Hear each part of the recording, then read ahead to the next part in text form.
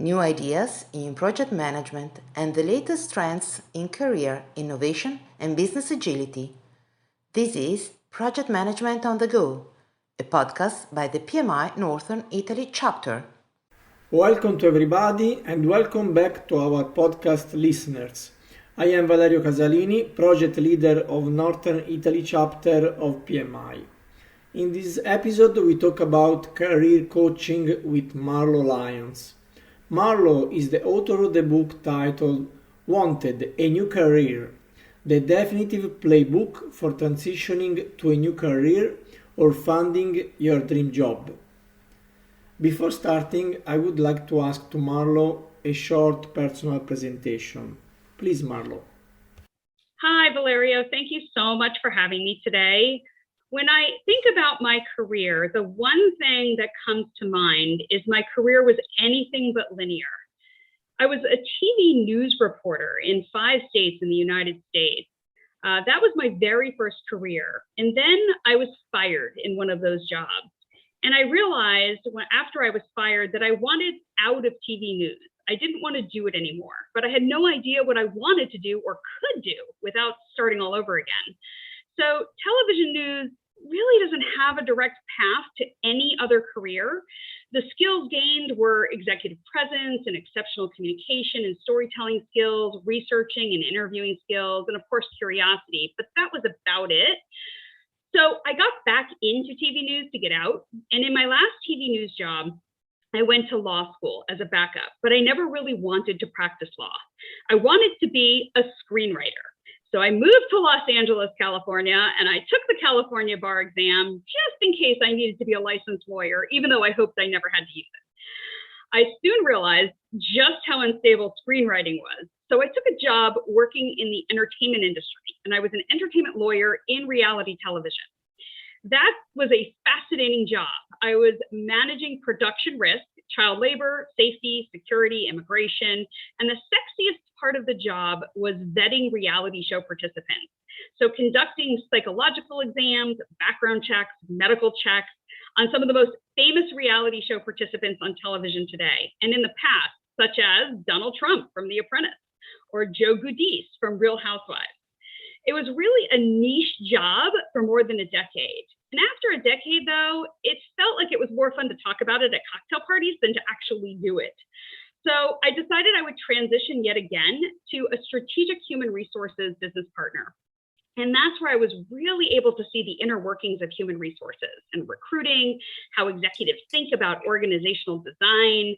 And I was able to coach the C-suite, those senior leaders on leadership, big business, and talent decisions. And as I was preparing to move into HR, I became certified in executive and career coaching. Best decision I ever made in my entire career, because I use that certification and expertise more than any other certification or experience in my entire career. I'm asked all the time, how did you do that in regard to my career transitions? And I work and coach people at all levels on career development and advancement, how to change careers and leadership skills. And I also do team trust coaching, which is needed now more than ever. Well, my compliments for your experience and your career. So first, in order to introduce the topic of this episode, I would like to ask you a very basic question. Can you give us a definition of career coaching and say why it is so important for the professional career development? Sure. Yeah, career coaching is about providing a safe space for an employee to talk about their ambitions, where they want to be, and have someone not only listen, but challenge them to learn more about themselves and feel empowered to find the right direction and have the confidence to take action. I believe each person is creative, resourceful, and whole. That's what you're taught as a coach, and I firmly believe that. I don't believe that I actually need to fix anyone. So every person has all the answers inside of them, and they have the answers of their own career development. A coach helps to unlock the direction, helps unlock those answers, and helps you make decisions and find potential opportunities. Coaches help you dig deeper into yourself and understand, what do you truly want to do in your career? And how do you go after it? How do you go and get it? Too many people, I find, settle in their careers and they do what they think they should be doing versus what they really want to be doing. There's a difference between what you could do and what you want to do. If I'm really great at math, so this is my perfect example. If I'm fantastic at math, maybe I should work in finance or do some career, a career that involves math. But just because I'm good at something or have a strength in something, it doesn't mean I should actually do it. My values may tell me, that I don't really enjoy math. I'm good at it, but I don't enjoy it, and it doesn't fulfill me. And your values indicate what's the most important thing to you and where you're going to be fulfilled.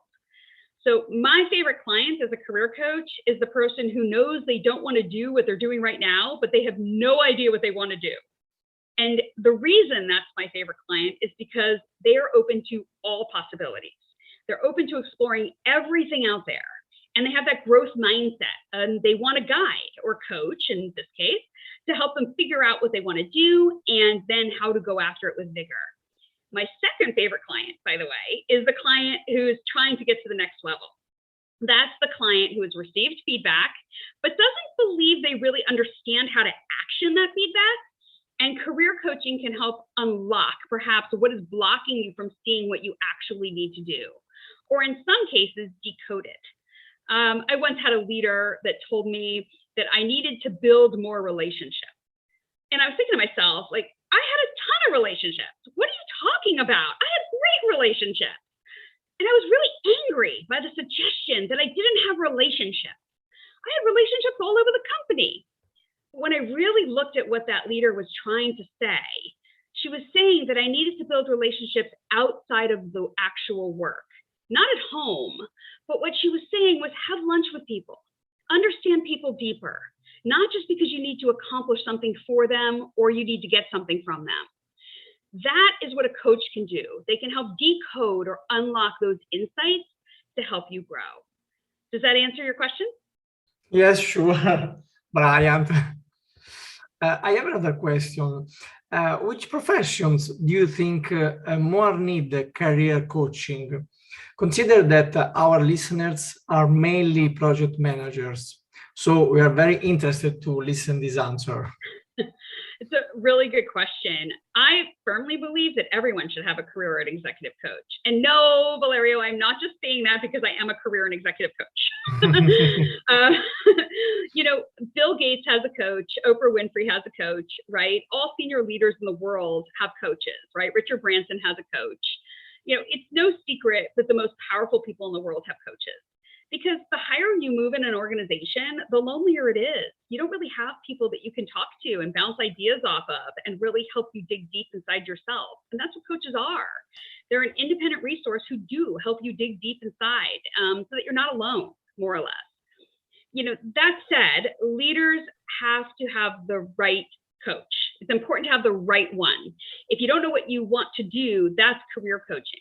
If you want to move up to the next level, that's career and executive coaching, even if you're not considered an executive based on, say, what society says is an executive in a particular country or a particular office. We're all executives in our own areas, no matter what the level. So you asked me specific professions. I've coached people all kinds of jobs, like they're in insurance and entertainment and oil and gas and construction and education, Olympic athletes, healthcare, technology. And some of them were definitely project managers. In fact, I am coaching 2 project managers right now. And project management is one of the hottest jobs right now. As you all know, there are project managers in nearly every field and industry. You find them in HR and marketing, finance, digital, pretty much everywhere. And in the United States, the cost of labor for project managers has skyrocketed. I'm not quite sure if that's the same for Italy. I know that it's a very, very competitive field. And the competition is fierce for that skill set that they bring.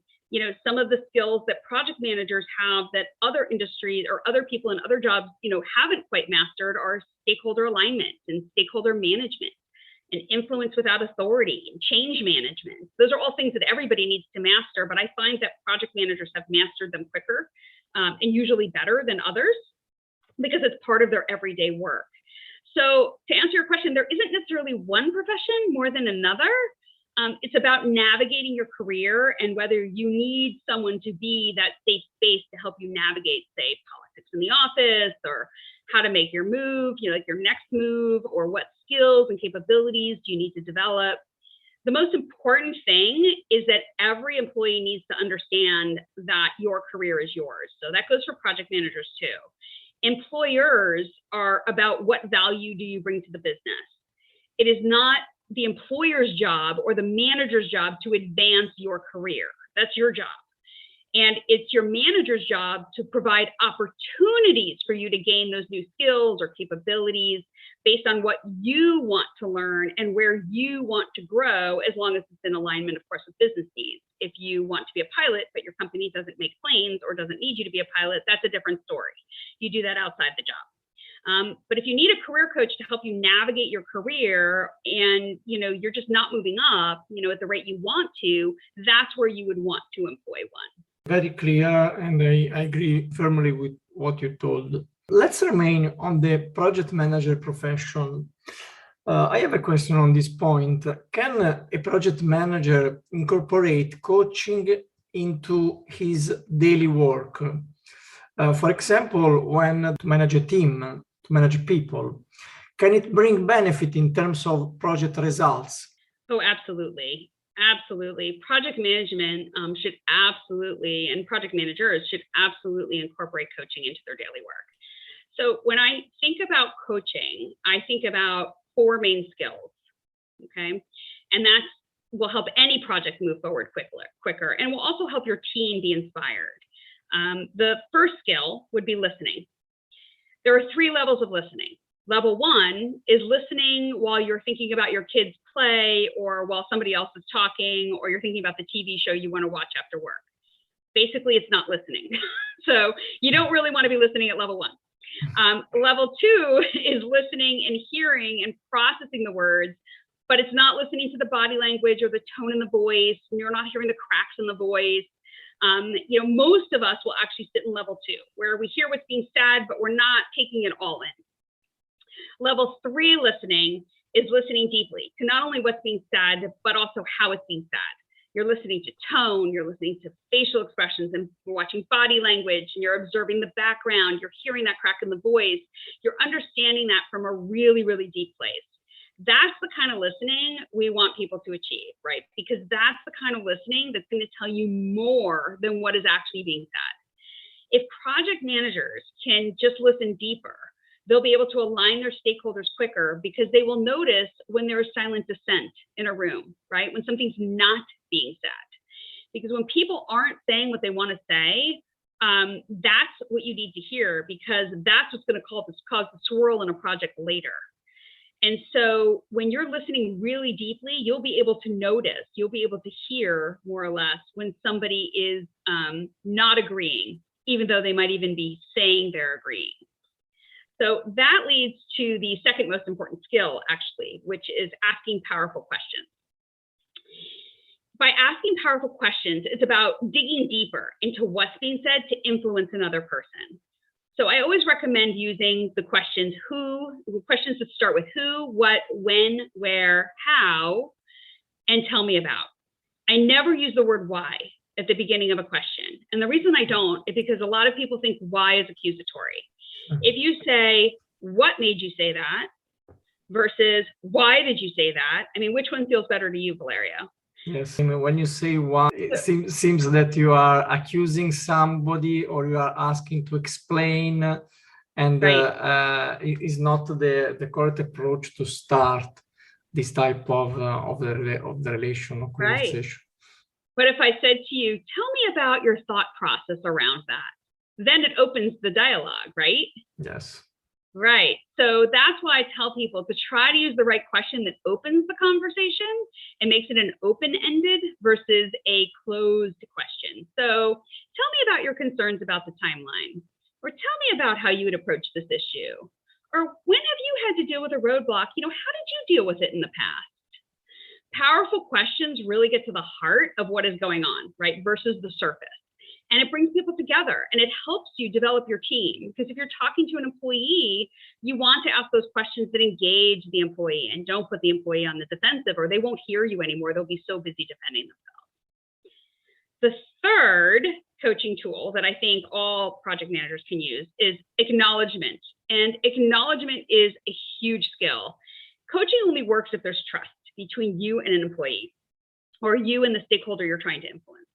So acknowledging when something didn't go very well, even if you're the one who did it, or when something went really great, right? It helps to build trust. So it's about being vulnerable and showing that you're not perfect either. And acknowledging when somebody else has worked hard and accomplished something, it creates employee engagement and makes them want to work hard for you. It makes projects go faster because people want to work for someone who acknowledges their own shortfalls and also acknowledges when someone else brought a win for the team. So acknowledgement is more powerful than you can ever imagine. And you'd be surprised how many people don't use it. And they don't think to acknowledge the great work that other people do. And then the fourth coaching tool that I think people could use, especially project managers, is accountability, right? Project managers are trying to move a project forward and you have deadlines.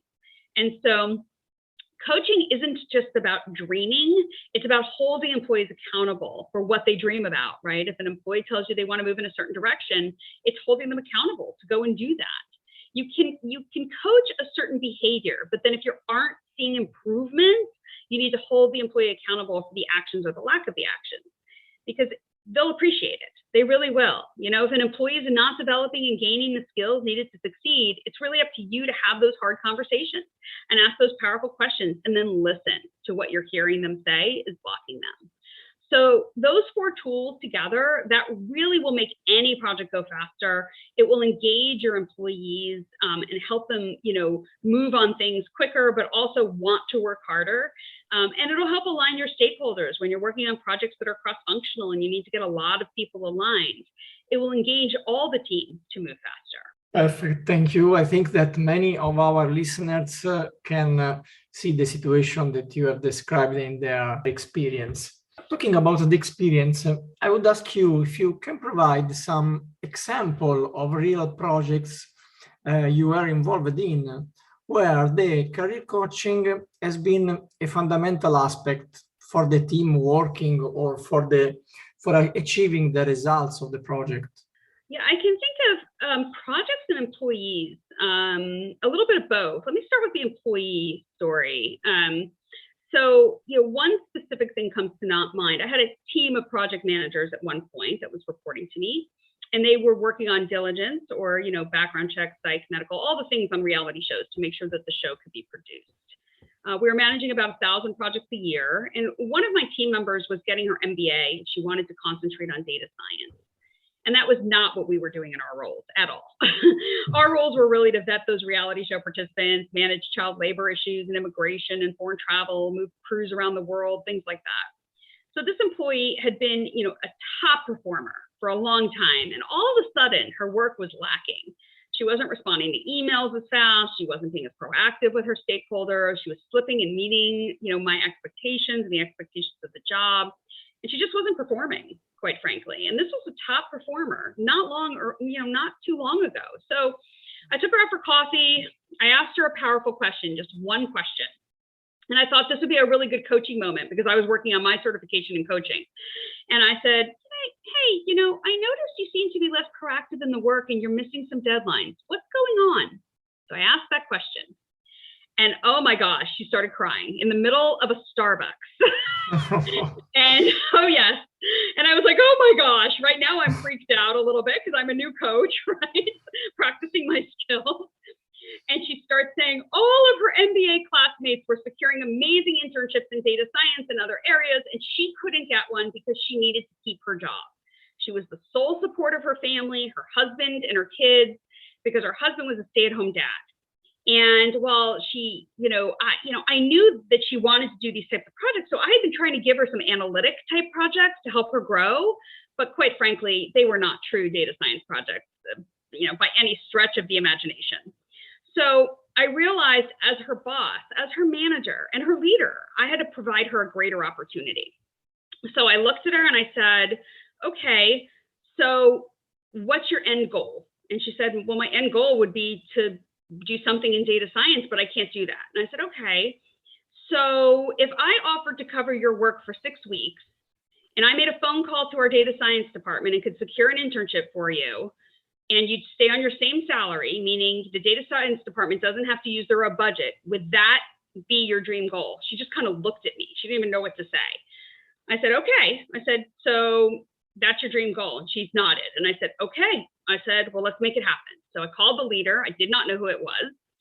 I explained the situation, and I said, are you willing to interview her for an internship? I will cover the budget for the 6 weeks. You don't have to use your intern budget because they are already filled with interns. And he said, sure, I'll interview her. So he interviewed her, and I said, all right, up to you, get the job. She did. She secured the opportunity. So for the next month, before she left for that opportunity, she went back to excelling in her job. The type of behavior and the work ethic I had always seen, because she knew she had an opportunity coming. The day she was to leave for that internship, all she was doing was going upstairs. She came to my office, and I looked at her and I said, all right. I said, don't come back. And her eyes went wide. And I said, no, don't worry. Your job's secure. But there are openings in the data science department, and that's where you want to work. And so I expect you to go after it with vigor and achieve your goal. I expect you to get offered one of those jobs. That's it. That's my expectation. Go see if you can meet it. Okay? Because I believe that's where she could bring the most value to the organization. She goes upstairs, she starts the job. 2 weeks later, I get a phone call from the leader, and he goes, we have a problem. What's the problem? He's like, we have a huge problem. I'm like, what? What's the problem? Like, did something happen? I'm thinking she's failing. I don't know what's going on. He's like, I have 2 managers who want to hire her. And I'm like, okay, so what's the problem? He's like, you don't think that's a problem? I'm like, no, I don't think that's a problem. That's where she can bring the most value to the organization. You should hire her. And so she secured a role in the data science department, and that's where she works today. So if you look at your role as a project manager or as a leader of being a servant to the company, then your job is to grow talent and skills and capabilities that the company needs. And that requires you to career coach. It requires you to understand what your employees want to do, provide those opportunities for them to do it, prepare them for the company's needs in the future. And I can think of, that's one of my most proudest moments. But when I think of other proud moments that have to do with teams, you would ask me about teams. I can think of numerous times when teams are working on a project and they can't seem to move it to the finish line simply because there's conflict between the teams. They have different ideas of what the expectations are, or they have different ideas of how each other works, or my favorite is their emotional reasoning as to what other people's intents are. So many times as companies grow, as you know, work that used to be one person's work is now split between multiple people. And without that proper change management and understanding how to do that split, right, and understanding an employee's interests and strengths, some people feel like their work is being taken away. Then you feel like your job is at risk. So there's all this emotional reasoning going on. And so then what happens is employees start to hold on tighter to what they think is theirs, right, from the past. And it's everybody's job really to then figure out the root of the conflict. And the only way to figure that out comes with understanding not only the trust issues, but also where your employees want to grow. So if you take away all the work an employee loves, right, if you decide to divide things and you don't talk to the employee and understand that that's what they wanted to do and that's where they wanted to grow, then you're not helping them achieve their personal goals or the company goals, right? You're just moving people around. So you have to look at things from both, is there a trust issue, a lack of alignment between an employee and a manager? What are the true issues? And that comes from listening and powerful questions. And if a manager coaches employees appropriately, then the manager should know the employee's interests long-term and should be able to foster those and bring that employee, help them bring the most value to the company and help teams get along. I do a lot of team coaching, helping teams get along. And really what it boils down to is they don't understand each other's work. They don't understand each other's remits. One leader said one thing, another leader said another thing. They're overlapping. They don't have clear roles and responsibilities. And so it's super important that as a leader, you try to get to the root of the problem and not the symptoms, which is people acting out and not acting, in a professional manner. Wonderful. I think that our listeners for sure find the situation that you have described in their life, in their professional experience. And I think that also somebody will be fascinated by the role of the career coaching. For this reason, I would like now to change the point of view and ask you the following question. If someone of our listeners would like to follow your steps and become a career coach, which, for example, hard skill or soft skill do you think are needed? Which suggestion would you give him to start this path? That's a great question. Believe it or not, there are no hard skills for career coaching. No hard skills, right? When I think of hard skills, right, I think of, some roles, they might require understanding or analyzing data or understanding processes, but coaches coach across all disciplines. So the most important soft skills are definitely soft skills. Those are curiosity, that's number one. Empathy, you have to really be in it with whoever you're coaching, and exceptional listening skills, which we talked about. Anyone can become a coach. You have to be careful though. Not all coaches are great. It's that simple. There are no licenses. It's not like when you pass the law exam, right? You might have a license to practice law or a license to be a doctor. There are no licenses to become a coach. There are certifications, and with enough practice, training, and coaching, you can become certified with the International Coaching Federation. And that's the gold standard of coaching globally. So that's what you'd be striving for. If I had to narrow it down to one skill, I would say it would be listening. It's amazing what you hear when you truly listen at level 3. If someone wanted to be a career coach or an executive coach, I would recommend taking a course. The course that I'm certified at is called Coactive, COACTIVE. They teach all over the world. There are coactive coaches everywhere. And the other one I would recommend, especially for project managers, would be CCR Global. They teach team coaching, how to understand teams. And I find that is a fascinating coaching course. Also, you can become certified with the International Coaching Federation after finishing their courses. So what you don't want to do is you don't want to just play into one of those scams where you pay and you get a certificate, because that will not help you be a good coach. All you will do is have a piece of paper that will mean nothing. So you should learn the actual skill, and certification would really solidify every other skill you use in project management. If you think about all the skills in project management, again, stakeholder alignment, stakeholder management, influence without authority, accountability, meeting deadlines, right? You have lots of things that you do no matter where you are in project management. So the skills that you learn in coaching would definitely complement what you do. Well, thank you for the suggestions. Unfortunately, we are at the end of our time, but before closing, I would like to ask you a more personal question. In your experience on career coaching, which are the main takeaway, both professional but also personal, that you have received? Oh, Valerio, I could talk about coaching forever. and I can definitely talk about the benefits of learning how to be a coach. But for me, it's really a deep understanding of myself, right? What I need to do to help myself achieve my goals and help others achieve theirs. I've become extremely, maybe too much in some days, self-aware of my own strengths, but also areas of growth, both professionally and personally. And when something's bothering me, I think this was the best takeaway for me. It's now very easy for me to not only figure out what it is, but also what solution is going to align with my values and resolve an issue. So I'm not going to continue to swirl about it, whatever it is. I've become a better mom. I've become a better friend. I've become a better wife. I listen very deeply and very differently to my friends and my colleagues. And I know when I'm not listening, and I'm able to acknowledge that and say it out loud. I'm so sorry, I'm unable to focus today because I have this going on. I'm more present with friends and family when I'm talking to them. I now, know that I don't need to solve everybody's problems. I don't need to solve my kids' playground problems by telling them what to do, or people at work. I don't solve their problems anymore. What I do is I empower them to come up with their own solutions and own those solutions, because I can listen deeper. And I even listen deeper to my husband. We can all laugh some days, right?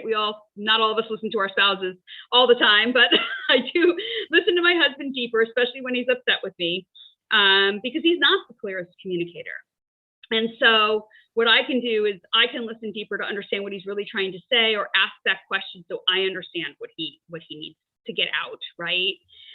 Because he'll set expectations in his head that were never even told to me. So I think it has made me, a better partner for him as well.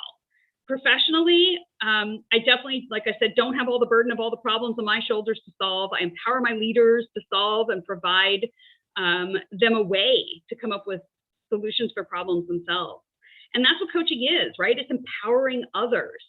And that in turn has fulfilled me in ways that I never really thought or, imagined that they could, because I never expected that from this journey to become a career coach. So I guess in the end, I would say, coaching is a skill I wish every manager had. I really do. I think it's a life skill. I think every single manager should be required to go through a coaching course in some way, because it could be used in every aspect of your life, right? I use it daily, and it's enriched my relationships and my ability to do my job at a much higher level. It's created a deeper relationship with my boss, my stakeholders, my executives, pretty much everybody in my life. Well, I think that with this last answer, you have definitely convinced our listeners to become career coaches. Very possible. At the very least, take a course. You don't have to even become a coach. You can just take a couple courses, right? Yes. So, Marlo, I thank you very, very much. I thank you very much from me, and also on behalf of Project Management Institute, Northern Italy. And I thank also our listeners and say them goodbye to next episode. Have you enjoyed this episode? Then don't forget to activate the alerts or to follow us so you will not miss the next ones. This PMI-NIC podcast grants you 0.5 PDU. You can report on the PMI CCRS section, online or digital media. We are waiting for you at the next episode of Project Management on the Go.